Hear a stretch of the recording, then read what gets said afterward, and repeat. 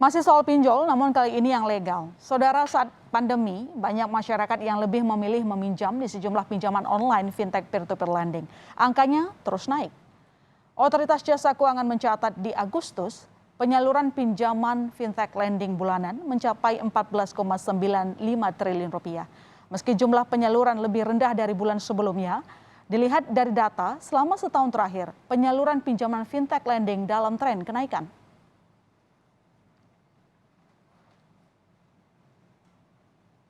Ya, itu tadi data pinjaman online yang legal, saudara. Itu belum termasuk yang ilegal, yang operasionalnya sudah sangat meresahkan. Bagaimana cara terhindar dari jeratan pinjol ilegal ataupun pinjaman legal yang pas dengan kemampuan? Jangan sampai stres gara-gara tidak mampu bayar utang. Mengingat kita tidak hanya membayar utang pokok, tapi juga bunganya. Kita diskusikan malam ini dengan perencana keuangan Prita Hapsari Gozi. Selamat malam, Mbak Prita. Selamat malam. Oke, Mbak Prita, tadi kan sudah lihat berita pertama ya. Lagi dan lagi kasus orang bunuh diri karena pinjol ilegal. Waktu itu Kompas TV juga mewawancari korban pinjol ilegal yang ingin bunuh diri. Nah, apa yang bisa kita pelajari di sini soal tata kelola keuangan pribadi? Ya, terima kasih Mbak Ilona. Jadi memang yang namanya pinjaman itu punya konsekuensi. Konsekuensinya itu adalah komitmen bukan hanya untuk membayarkan modalnya, tetapi juga berbagai biaya yang menyertai. Nah, pada saat akhirnya kita tidak memiliki kemampuan, seseorang tidak memiliki kemampuan untuk membayarkan kembali, maka disitulah timbul keresahan. Karena memang faktanya studi menyatakan bahwa 46% stres manusia itu disebabkan oleh masalah keuangan. Jadi kalau sampai ada orang yang sampai stres berat, dan itu disebabkan masalah keuangan memang sangat wajar.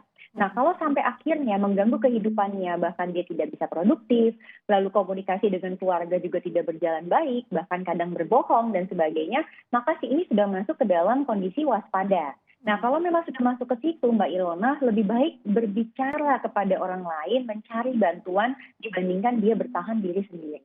Iya, baik. Nah, kalau ngomong-ngomong soal pinjaman online ilegal, Mbak Prita, ini datang dengan berbagai cara ya. Kayak misalnya SMS menawarkan pinjaman dari nomor tidak dikenal gitu kan, sering ya terjadi. Nah, bagaimana kita menyikapinya meski dalam kondisi sepertinya mendesak butuh uang?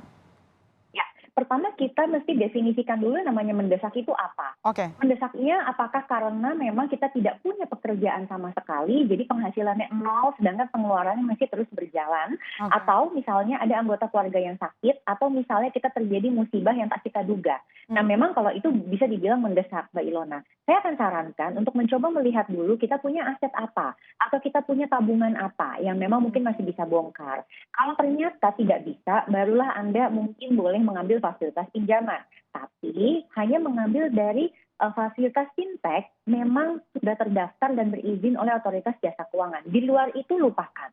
Nah, kalau Anda mendapatkan berbagai tawaran, baik itu lewat SMS maupun juga pesan singkat WA dan sebagainya, lebih baik langsung hapus saja.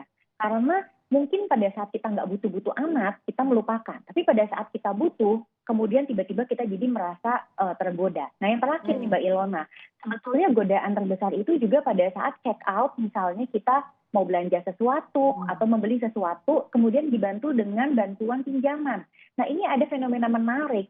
Sekali orang mengikuti pinjaman yang berbasis seperti ini untuk belanja, rupanya dia akan berulang.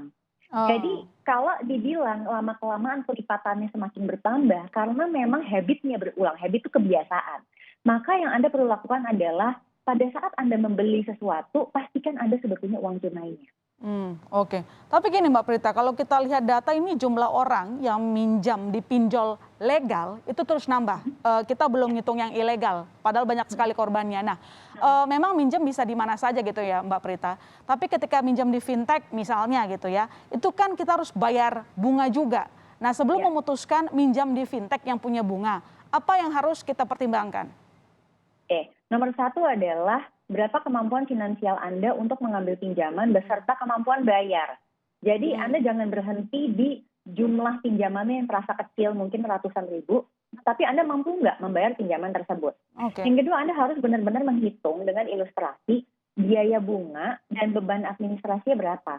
Kalau dilihat kayaknya kecil, misalnya pinjam 100.000, kemudian beban hariannya hanya 5.000, kecil. Nah, kalau 5.000 dikali 10 hari aja udah 50.000, itu udah setengah dari pinjamannya dia. Itu yang kadang orang tidak menyadari, Mbak Winona. Nah, lantas yang terakhir adalah Anda mesti melihat untuk apa Anda sampai meminjam, kebutuhan mendesak apa, kita balik lagi ke kebutuhan yang pertama tadi itu. Nah, kalau memang ternyata ini hanya sekedar untuk meng-upgrade barang atau untuk membeli sesuatu, maka bahaya. Kalau ini misalnya untuk menjadi jalan keluar, membayar pinjaman sebelumnya, ini juga bahaya banget karena nanti akhirnya tergulung gitu loh, tergulung menjadi awalnya cuma satu pinjaman, Mbak Ilona lama-lama jadi 10 gitu. Maka yang perlu kita lakukan adalah sebenarnya yuk kita langsung minta tolong sama orang, minta bantuan. Saya tidak bisa menyelesaikan ini sendiri. Kita bukan minta pinjaman sama orang, tapi kita minta dibantu. Kira-kira apa ya jalan keluarnya? Ada barang yang bisa kita jual atau tidak? Oke. Pun kalau meminjam itu harus sesuai kebutuhan dan kemampuan gitu ya, Mbak Prita. Ya. Tapi mungkin bisa diberikan contoh hitungan ideal ataupun simulasi yang pas itu kayak apa? Ya, kalau kita berbicara pinjaman online, kita tidak berbicara kemampuan 30% dari penghasilan tiap bulan untuk bayar cicilan. Tapi hanya maksimal 10% saja. Karena pertama, biasanya orang mengambil pinjaman online bukan untuk durasi jangka panjang, jangkanya pendek, jadi bunganya harian. Lalu yang kedua, biasanya orang mengambil itu bukan untuk membeli rumah atau misalnya aset yang produktif yang kemudian bisa membawa kenaikan aset di masa depan. Nah, lain cerita kalau Anda adalah pedagang, kemudian Anda ingin berekspansi usaha, lalu Anda dibantu oleh fintech. Nah, ini fintech yang memberikan pendanaan produktif. Kalau itu nggak apa-apa. Nah, jadi Anda mesti sadar dulu, kalau Anda mengambil pinjaman untuk usaha, ini masih tergolong bisa diperhitungkan dan juga ini kita bisa hitung kemampuannya. Tetapi pada saat Anda mengambil pinjaman untuk kebutuhan konsumtif, apalagi pembelian-pembelian barang, Anda betul-betul harus waspada, mawas diri, dan menghitung kemampuan finansial. Ya, hitung kemampuan pribadi, jangan sampai stres gara-gara nggak bisa bayar utang, itu tadi disampaikan oleh Mbak Prita. Terima kasih telah bergabung di Berita Utama, Mbak Prita. Sehat-sehat selalu, selamat malam.